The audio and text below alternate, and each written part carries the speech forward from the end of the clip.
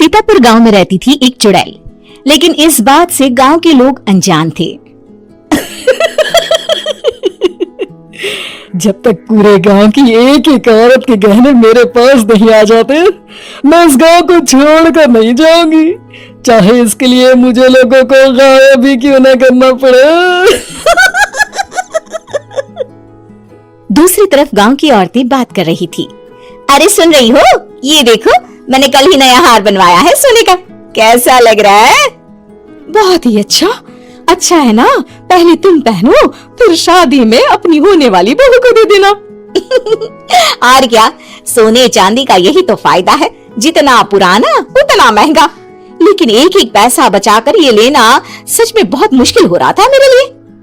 तभी वहाँ पहली का पति आ जाता है। गांव में एक औरत के घर के सोने के सारे गहने चोरी हो गए। लोग बातें बना रहे कि गांव में कोई चोर घुस आया है जो घर की कोई चीज को हाथ नहीं लगाता, पर सिर्फ सोने के गहनों को ही चुराता है। अब तुम ना अपने ये गहने संभाल कर रखना।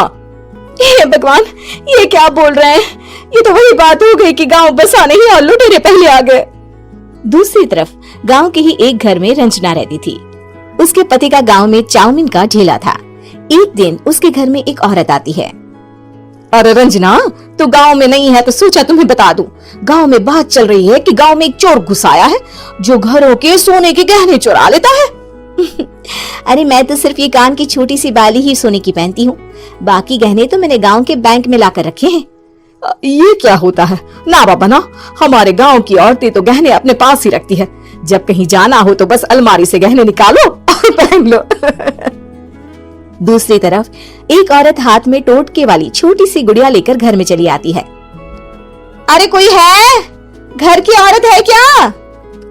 क्या है ये गुड़िया? ये कोई ऐसी वैसी गुड़िया नहीं है, ये जादुई गुड़िया है।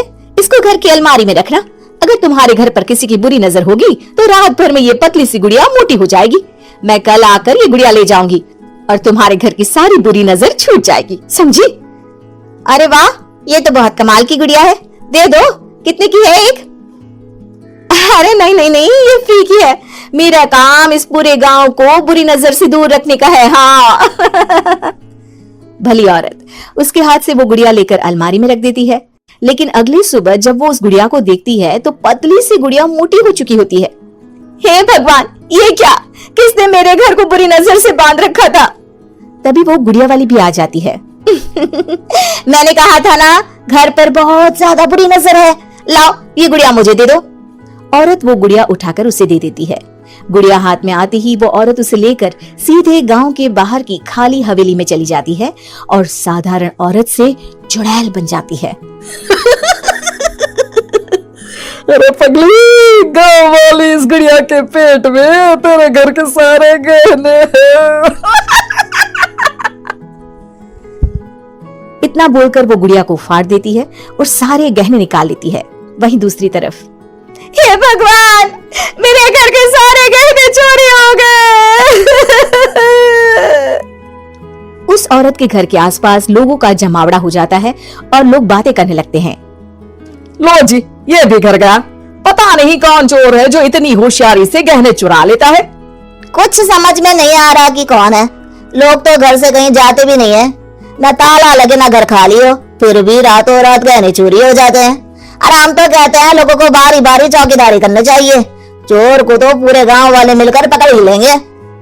लोग बारी बारी घरों की चौकीदारी भी करते हैं, लेकिन चोरी होने का सिलसिला रुकता ही नहीं। फिर एक दिन रंजना के पड़ोस से भी रोने की आवाज आती है। अरे आज ही घर की बुरी नजर उतरी और आज ही सारे गहने भी चोरी हो गए। कैसी बुरी नजर? क्या हुआ था? तभी वहां उस औरत का पति भी आ जाता है जिसके घर में गहनों की चोरी हुई थी। हाँ, मेरी बीवी ने भी किसी गुड़िया को घर में बुरी नजर उतारने के लिए रखा था, लेकिन अगले दिन गहने चोरी हो गए।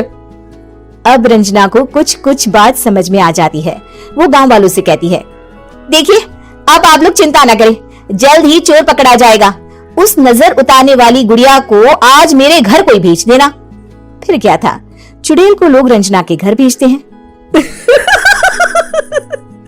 पहली बार देखा है कोई खुद लुटने को तैयार बैठा है। तो तू है जिसे घर की बुरी नजर उतारनी है? ये ले गुड़िया, ये सुबह तक मोटी हो गई तो समझो तुमको और तुम्हारे घर वालों को नजर लगी है। हाँ हाँ, मैंने काफी सुना है।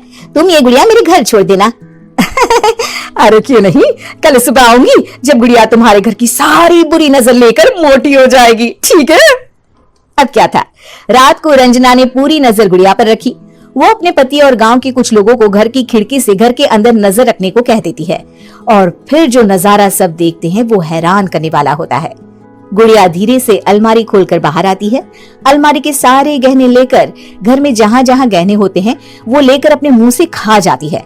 वो जितने गहने खाती उतनी ही मोटी हो जाती और फिर अलमारी में बंद हो जाती है। गांव वाले डर के मारे वहीं बेहोश हो जाते हैं। लेकिन सुबह जब वो औरत गुड़िया लेने आती है, रंजना उसका सामना करती है। ये देखो, गुड़िया कितनी मोटी हो गई है। लगता है मेरे घर में बहुत लोगों की नजर लगी है। लाला, ये गुड़िया मुझे दे दे। अरे बहुत कीमती गुड़िया है ये। तेरे घर की सारी बुरी नजर मैं गांव के बाहर वाली हवेली में फेंक आती हूँ।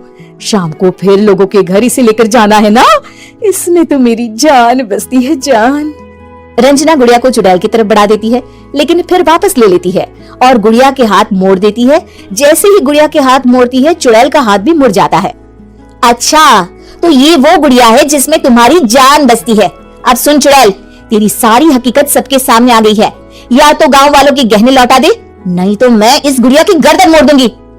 चुड़ैल डर जाती है। अरे नहीं नहीं, मेरी गुड़िया दे दो, मैं सबके गहने वापस कर दूंगी। ठीक है, अब भी जा और सबके सारे गहने वापस कर। चल निकल यहाँ से। चुड़ैल सबके गहने लौटा कर रंजना के पास आती है। ला दे मेरी गुड़िया रंजना, इसके अंदर के गहने निकाल ले, लेकिन गुड़िया वापस दे दे। लेकिन रंजना जानती थी कि जैसे ही गुड़िया चुड़ैल को देगी उसकी शक्ति वापस आ जाएगी। चुड़ैल, तू तो चुड़ैल ही रहेगी, ये मैं जानती हूँ। अरे नहीं नहीं नहीं, मैं गांव छोड़कर चली जाऊंगी, किसी को परेशान नहीं करूंगी, वादा करती हूँ मैं। लेकिन रंजना उसकी एक बात नहीं सुनती और गुड़िया का सर उसके शरीर से अलग कर देती है। चुड़ैल सर अलग होते ही गायब हो जाती है। गांव वाले रंजना के साहस और बुद्धि की खूब प्रशंसा करते